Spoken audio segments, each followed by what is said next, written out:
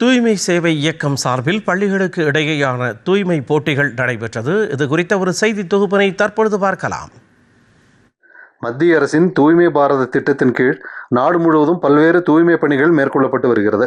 இதன் ஒரு பகுதியாக மத்திய பாதுகாப்பு துறையின் கீழ் உள்ள வெலிங்டன் கண்டோன்மெண்ட் வாரியம் சார்பில் ஸ்வச்சதா ஹி சேவா எனப்படும் தூய்மையே சேவை இயக்கம் சார்பில் பள்ளிகளுக்கிடையேயான தூய்மை போட்டிகள் நடைபெற்றது. தூய்மை சேவையை ஊக்குவித்து சுற்றுச்சூழல் நிலைத்தன்மை குறித்து மாணவர்களிடையே விழிப்புணர்வு ஏற்படுத்த இப்போட்டி நடத்தப்பட்டது.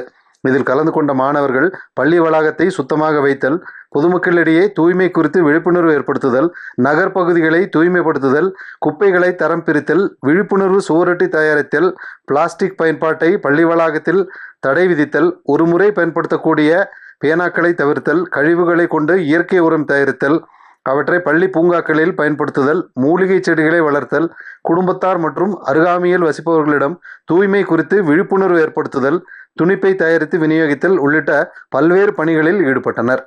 இந்நிலையில் தூய்மை பணிகளில் சிறப்பாக செயல்பட்ட பள்ளிகளுக்கு பரிசு வழங்கும் விழா குன்னூரில் நடைபெற்றது. இந்த நிகழ்ச்சியில் கலந்து கொண்ட மாணவ மாணவிகள் தாங்கள் மேற்கொண்ட தூய்மை பணிகள் குறித்து விளக்க காட்சிகளை அளித்தனர். சிறப்பு நடுவர் குழு இந்த விளக்க காட்சிகளை ஆய்வு செய்து சிறப்பாக தூய்மை சேவை மேற்கொண்ட பள்ளிகளை தேர்வு செய்தனர். இதில் கண்டோன்மெண்ட் பள்ளி முதலிடம் பிடித்தது.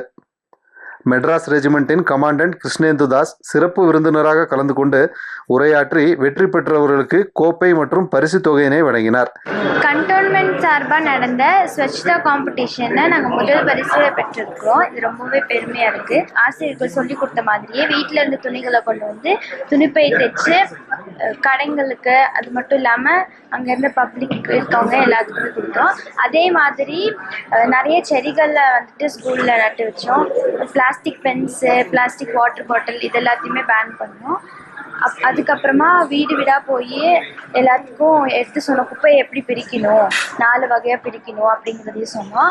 அதே மாதிரி தெருவில் போய் இந்த ஸ்கிட்டெலாம் பர்ஃபார்ம் பண்ணி அங்கே இருக்க பப்ளிக்கில் இருக்க எல்லாத்துக்குமே வந்துட்டு பிளாஸ்டிக்னால் வர பாதிப்புகள் அதை எப்படி சரி பண்ணுறது அப்படிங்கிறதுலலாம் எடுத்து சொன்னோம். பேரண்ட்ஸ்க்கும் அவேர்னஸ் கொடுத்தோம். அதே மாதிரி பர்த்டேயில் வந்துட்டு சாக்லேட்ஸ் கொடுக்கறத அவாய்ட் பண்ணிட்டோம். அதுக்கு பதிலாக ஸ்கூலுக்கு செடி கொண்டு வந்து கொடுக்கறது, இல்லாட்டி புக்ஸ் வாங்கிட்டு வந்து கொடுக்கறது, இந்த மாதிரி விஷயங்கள் செஞ்சோம். இந்த போட்டியில் குன்னூர் சுற்றுவட்டார பகுதியை சேர்ந்த 8 பள்ளிகள் கலந்து கொண்டனர். டிடி தமிழ் செய்திகளுக்காக உதகையிலிருந்து சரவணன்.